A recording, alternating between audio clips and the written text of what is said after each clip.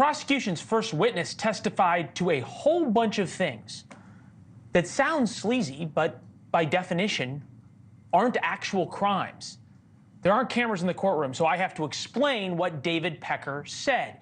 He's the old boss at the National Enquirer, a very dear friend of Donald Trump's. And he testified that there was what they call a catch-and-kill scheme. He and Trump's former fixer, Michael Cohen, would find out about people who planned to tell negative stories about Donald Trump and then kill the story. In one instance, Pecker says he bought a doorman's phony story that Trump had an illegitimate child. Pecker paid $30,000 for the exclusive rights and then buried the story. He says he paid Stormy Daniels $130,000 for her story. Prosecutors say another $150,000 went to Playboy model Karen McDougal. Okay, stipulated. All of those things happened. No one disputes that. New York City criminal defense attorney Michael Discioarro joins us now. How much of this is sex, lies, videotapes, Trump's terrible, so there must be a crime somewhere? Thank you for having me, Leland. And that's exactly right. They started off their case with the sexiest things you could bring into the courtroom, right? I mean, most trials are boring. This is the facts of this trial are extremely boring. We're talking about an accounting procedure.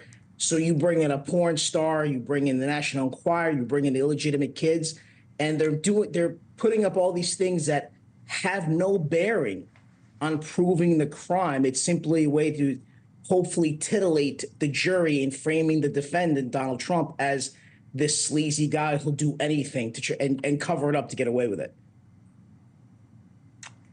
Yeah, and look, Michael, I have to say to our viewers, you've been spot on about this stuff all the way through, and we're trying to be fair here, and being fair means being fair to Donald Trump, but also being fair to the prosecution. And I've yet to find a lawyer who doesn't involve politics who makes the point that the prosecution's got a good case here. If there's any out there, you're welcome to come on and talk about it. And I think that kind of goes to what Mitt Romney said today. The senator, Republican senator, who does not like Donald Trump. Here he is.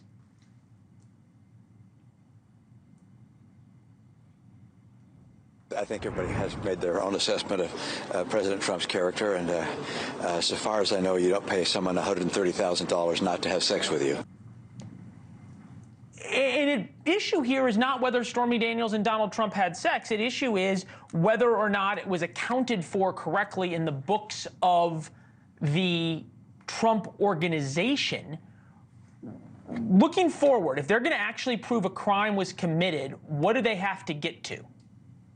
They have to get to the fact that this was put down in the accounting as an expense, and it was, most importantly, that Donald Trump himself, the defendant, they must prove beyond a reasonable doubt that he did it or that he ordered it to be done. Because nobody believes Donald Trump is himself entering numbers into a ledger. And the person that's supposed to get you there is Michael Cohen, a convicted perjurer. And in terms of fairness, Leland, I was a prosecutor for 6 years. I sat in those chairs. I argued to those juries. And publicly, I don't discuss politics, but I do discuss facts of the case.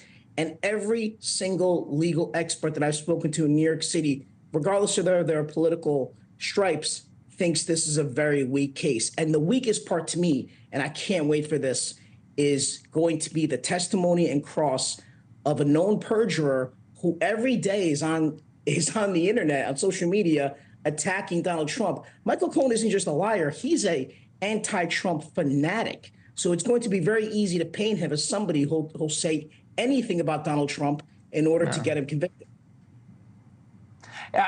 Just purely from a political standpoint, and we're going to get to the media coverage later in the show, but at some level, you'd almost think that the prosecution and Democrats at all are happy in a way that this isn't on TV. I was talking to one of the Trump spokespeople last night, and they said they wish it was on television. They wish the country could see this case unfold as it unfolds. When you get down to this argument right now, and you're watching this play out for the prosecution, where do we go in terms of sort of accuracy in reporting this going forward? You're a lawyer. Is it accurate to call this the hush money case? Because there was hush money paid? Or is it more accurate to call it the business records case because that's the crime he's charged with? I think it's even more boring than that. You can call it there's a famous phrase in accounting that I once learned, LIFO FIFO. It's some kind of obscure accounting term.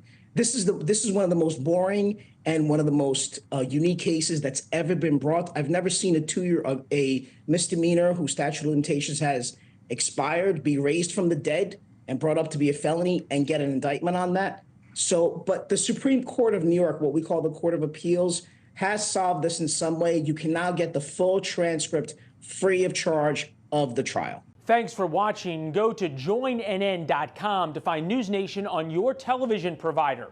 And don't forget to click the red subscribe button below to get more of NewsNation's fact-driven, unbiased coverage.